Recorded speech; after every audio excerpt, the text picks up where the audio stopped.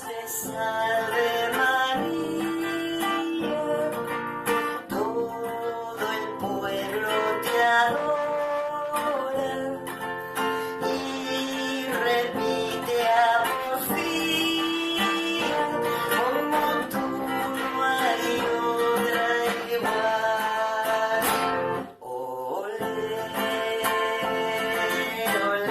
Olé, olé, olé, olé, olé, olé, olé, olé, olé, olé, olé, olé, olé, olé, olé, olé. Al rocío yo quiero volver a cantarle a la Virgen con fe, con un olé. Chers frères et sœurs, qu'aurions-nous fait si nous avions pu choisir notre mère? Je pense que nous aurions élu celle que nous avons et que nous l'aurions comblée de toutes les grâces. C'est ce qu'a fait le Christ.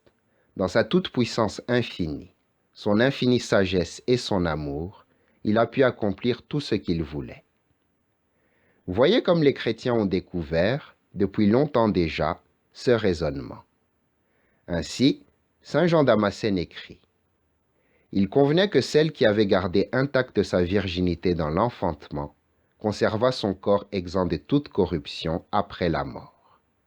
Il convenait que celle qui avait porté dans son sein, sous la forme d'un enfant, le Créateur, résidât dans la semence divine. Il convenait que l'épouse de Dieu pénétrât dans la maison céleste. Il convenait que celle qui avait vu son Fils sur la croix et reçut ainsi dans son cœur la douleur dont elle avait été exempte au moment de l'enfantement, contemplât ce Fils assis à la droite du Père.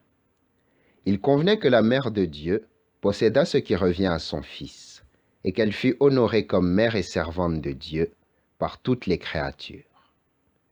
Plus d'une fois, les théologiens ont avancé semblable argument pour expliquer, dans la mesure du possible, le sens de cette surabondance de grâce dont Marie se trouve revêtue et dont son assomption vers les cieux constitue l'accomplissement. Ils affirment ceci: cela convenait à Dieu. Il pouvait le faire, donc il l'a fait. On ne saurait expliquer plus clairement pourquoi le Seigneur a concédé à Marie, dès le premier instant de son immaculée conception, tous les privilèges. Elle a été préservée de l'emprise de Satan. Elle est belle, immaculée, toute pure, d'âme et de corps. Cependant, remarquez que si Dieu a voulu l'exalter, Marie n'en a pas moins connu durant sa vie terrestre la douleur, la fatigue et les clairs-obscurs de la foi.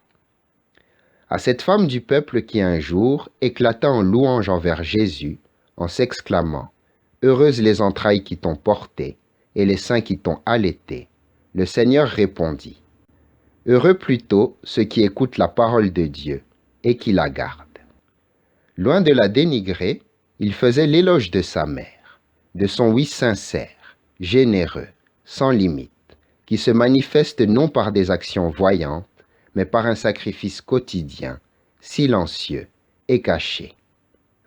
En méditant ces vérités, nous comprenons un peu mieux la logique de Dieu. Nous nous rendons compte que ce n'est pas la réalisation des grands faits d'armes que nous imaginons parfois qui fait la valeur surnaturelle de notre vie, mais l'acceptation fidèle de la volonté divine et la générosité dans le sacrifice de chaque jour.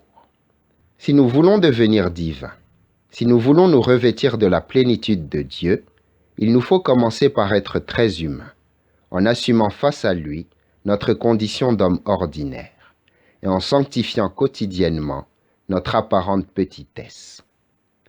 Ainsi vécut Marie, celle qui est pleine de grâce, qui est l'objet de toutes les faveurs de Dieu, qui a été établie au-dessus des anges et des saints et qui a mené une existence normale. Marie est une créature comme nous-mêmes, avec un cœur comme le nôtre, capable de joie et d'allégresse, de souffrance et de larmes. Avant que Gabriel ne lui fasse connaître la volonté de Dieu, Notre-Dame ignore qu'elle a été choisie de toute éternité pour être la mère du Messie. Elle se considère comme peu de choses. C'est pourquoi elle reconnaît ensuite, avec une humilité profonde, que le Tout-Puissant a fait en elle de grandes choses. Quel contraste entre la pureté, l'humilité, la générosité de Marie et notre misère et notre égoïsme. Il est normal que, après l'avoir découvert, nous ressentions le désir de l'imiter. Nous sommes des créatures de Dieu comme elle, et notre effort pour être fidèles suffit pour que, en nous aussi, le Seigneur fasse de grandes choses. Notre petitesse ne sera pas un obstacle, car Dieu choisit ce qui a peu de prix, pour qu'ainsi éclate davantage la puissance de son amour. Amen.